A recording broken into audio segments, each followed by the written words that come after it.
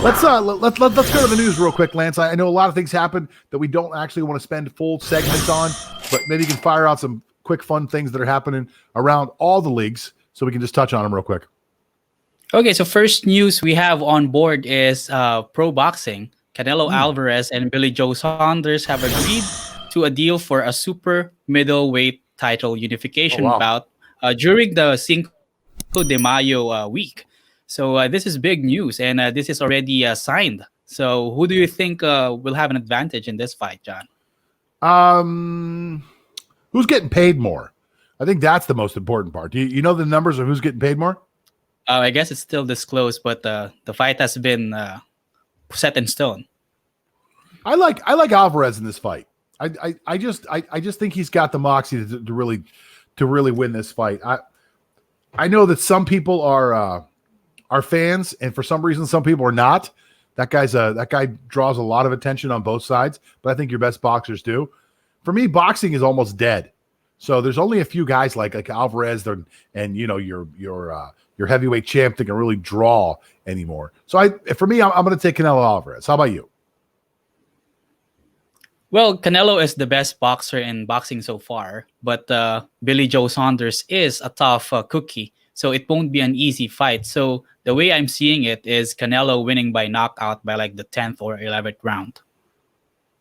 Okay, interesting. 10th or 11th round. I'm going to say 4th round knockout for Canelo Alvarez. Write it down. Let's see which one of us is closer. What else you got?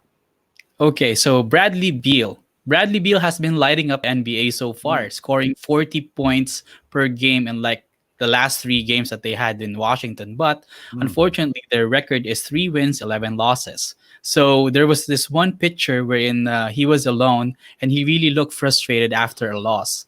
And then a reporter asked him about it, and he came up with this fantastic quote, "Is the sky blue?"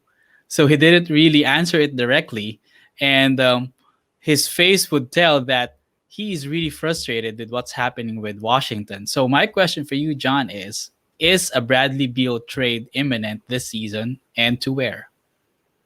I think when they brought in Russell Westbrook this year, they really thought that Beal and Westbrook could be their 1-2 punch. And I don't doubt that they still think that that's possible. I think that when you have that 1-2 punch, and even the Lakers went through this whenever LeBron brought in his little brother up there to play with them. When you have that 1-2 punch, it takes a minute for all the guys around you to actually understand what their role is.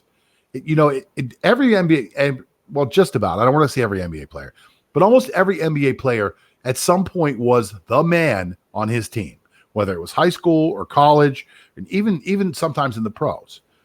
And in order for a team to really win, people have to be able to subject themselves to say, I'm not the man anymore. I'm the guy who gets all the rebounds and does all the dirty work. I'm the guy they bring in to be the defensive stopper. I'm the guy who might get 4 shots a game. I'm the guy who might not be allowed to shoot at all.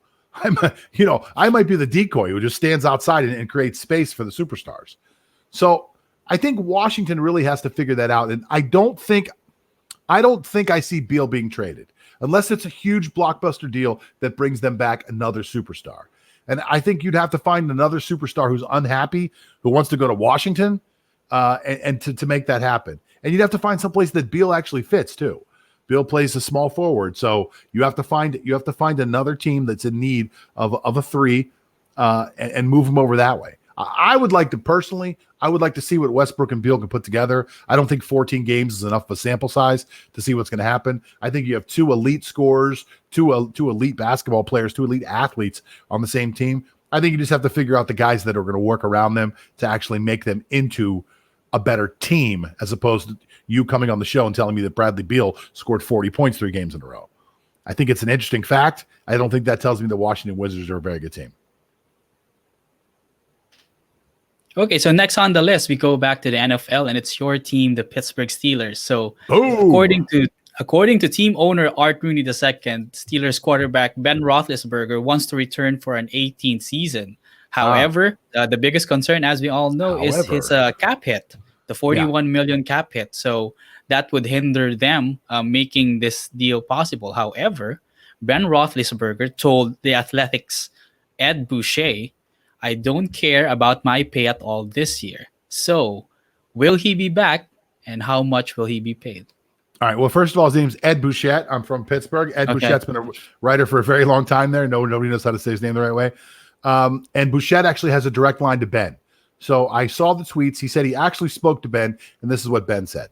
So there are a few things that I'll touch on. First of all, at $41 million, the Pittsburgh Steelers could not possibly bring back Ben Roethlisberger. It is impossible to bring back Big Ben at that price. I believe the salary cap, and correct me if I'm wrong, I believe they're talking about the salary cap being $177 million next year. That would mean that Ben would take up almost 25% of the cap at that price. And you cannot win with a team like that, with a team like Pittsburgh, who has a lot of established veterans that are making money and a quarterback making $41 million. I think Ben coming back at somewhere in a manageable cap range of $25 million would be fine. The problem comes into the fact that I believe Ben Roethlisberger is guaranteed for prorated bonuses and everything somewhere in the neighborhood of $19 million. So I don't know what he means when he says I'm not coming back for the money. So would he play for $1 million and his bonus and play for 20 total? That would be a magnanimous hero move that would make Ben Roethlisberger. Not that he's not legendary already, but it would make him like a god in Pittsburgh. People would go crazy for that. Will he do that? There's something in Bouchette's statement that really needs to be taken apart. Ben Roethlisberger said, well, I've already approached the team. It was my idea for me to take a pay cut and to go forward. I do not believe that that's true. I believe that Ben on occasion tries to make himself into the hero of every story. That's Ben Roethlisberger. It's been Ben Roethlisberger. It's one of those character traits we just accept in him. So I don't believe that that's true. I could be wrong, but I don't believe in my heart that that's something that was actually true. But because he said it out loud now, because he said money doesn't matter, you got to put your money where your mouth is. When you say your money doesn't matter, well, you got to show me money doesn't matter. So when you're asking me how much, I say Ben's due 19. I say give him his 19, and then I say you give him $1 million or whatever the league minimum would be for somebody of his tenure. Let him play for the league minimum.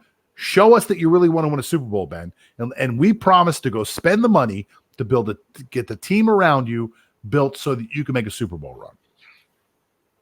Yeah, I guess that's a fair deal, 20 to 25 million for 1 year. It's like what Philip Rivers got in his final year. Okay, so moving on to the Kansas City Chiefs, who will be playing in Super Bowl 55. So they are still the favorites to win with a minus 3.5 betting odds. However, some injuries may have odds makers think otherwise. So Eric Fisher already out of the game with an injury. Huge. And That's another casualty, William Gay Jr.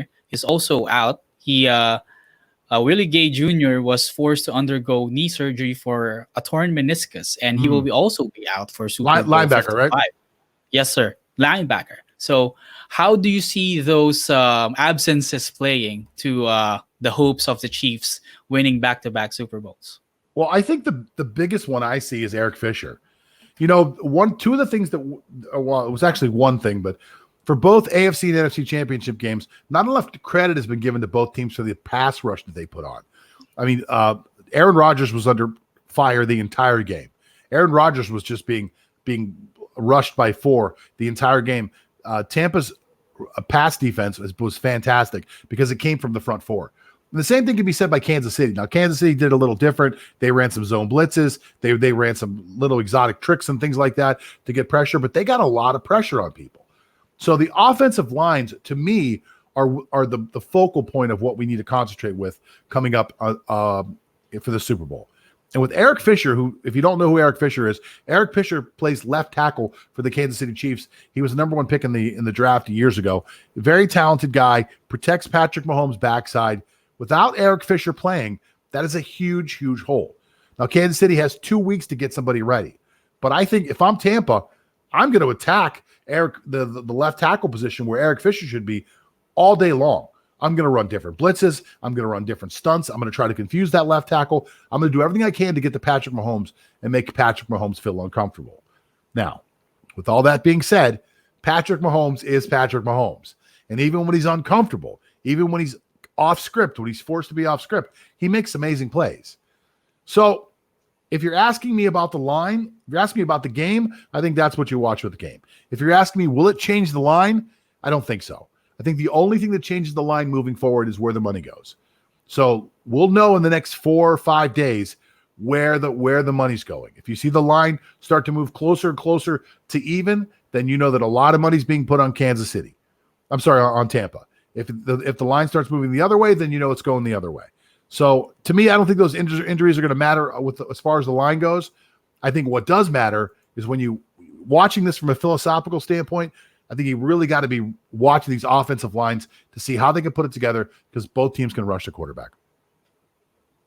Okay, so final quick fire news for today. So we still are in Super Bowl 55. So we are just weeks away, or 1 week away precisely, for the big game. And we have, in first time ever, a home team playing in a Super Bowl. That is the Tampa Bay Buccaneers.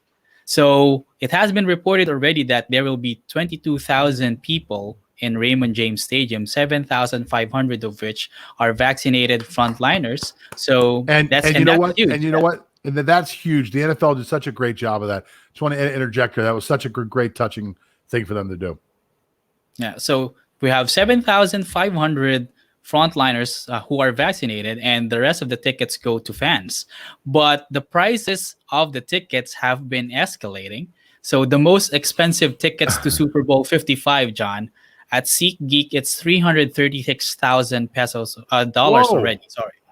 So you have StubHub 347,600 and Vivid Seats at 365,148. So that's the ceiling, and the seller, the cheapest tickets for SeatGeek, $6,130, Vivid Seats $6,134, and StubHub $5,980. So John, given those high prices, would you buy a ticket to Super Bowl 55?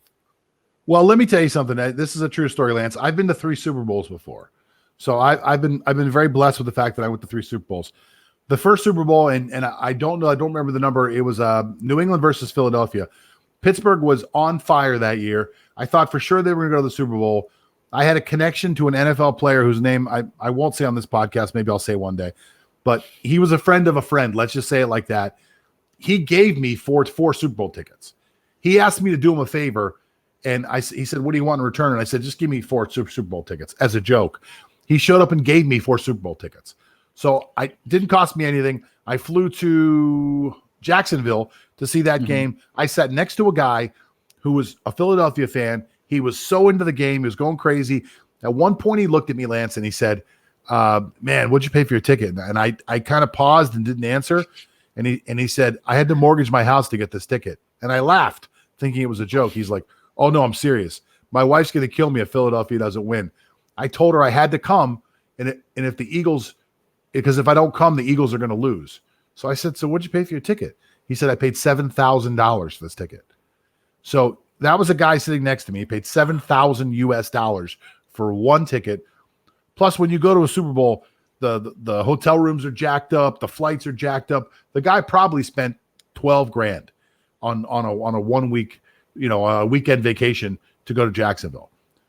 I went to 2 more Super Bowls, one of which was Pittsburgh versus the Seattle Seahawks. And then I went to go see Indianapolis versus Chicago. I paid about $5,000 for each one of those tickets. Was it worth it? Yes. I can just now got to tell you a story about how I was at a Super Bowl. At the halftime show for Indianapolis versus Chicago, it started raining. Out of nowhere, it just starts raining. And they're like, "Ladies and gentlemen, this is Prince." And Prince walked out, the artist known as Prince, walked out and sang Purple Rain in the rain in Miami. It was fantastic. Was it worth $5,000? Sure. I could tell the story forever. So would I pay that price? Yeah, why not? If I had the money, if you have the money, yes. Now for regular people, I don't know. Is it worth it? A lot of people will spend $5,000 to fly to Thailand or go to the Philippines or go wherever on vacation. And you have those stories and those memories forever. And I think the Super Bowl, to me, a sporting event like that, if you're a true sports fan, would be something amazing. If you had the money, would you go do it? Oh, definitely I would, but I would have to sell my kidneys to get that amount of money. That's a valid point. And that is the news with our sports nerd, Lance Fernandez. Thank you, Lance. That was amazing.